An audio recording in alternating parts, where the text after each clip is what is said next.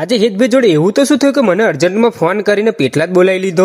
આજે તો સવારે ને પણ બપોરે ઉઠી ગયા હતા. કેમ તો આજે છે સન્ડે એટલે આપણે ઉઠવાનું કઈ નક્કી હોય જ ને. ઉઠીને આપણે નીકળી ગયા હતા બાઇક લઈને. પેટલા જ જવાનું હતું. પેટલા જ એટલા માટે જવાનું હતું કે સવારમાં તો ગયા હતા હિતભાઈ જોબ, અને જોબથી છૂટીને આપણે લેવા જવાનું તેમને, અને એ છૂટીને જેલમાંથી આવી ગયા બહાર.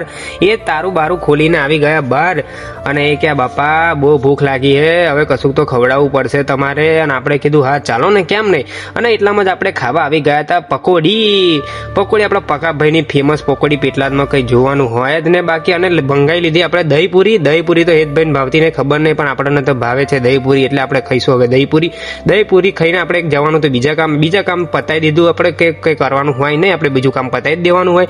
અને એક કામ પતાવીને આપણે એક વિડીયો વાળાને બોલાવી લીધા. આપણી વિડીયો ઉતારવા માટે વિડીયો શૂટ કરવાનું હતું, એટલે આપણે વિડીયો વાળાને બોલાવી લીધા છે. અને વિડીયોનું કામ ચાલતું હતું જ ને આપણે એક લાગ્યું કે વ્લોગ બનાવી દઈએ, તો એમને પણ આપણે એક વ્લોગ બનાવી જ દેવાનો હોય કે કશું કહેવાનું હોય ને. આપણે હેતભાઈ તો એવું લાગે થાકી અને નીકળી ગયા ઘર જવા માટે. ઘર જઈશું આપણે હવે, કેમ તો વિડીયો ઉતારીને પૂરી થઈ ગયું હતું, હવે બધું પૂરું થઈ ગયું હતું.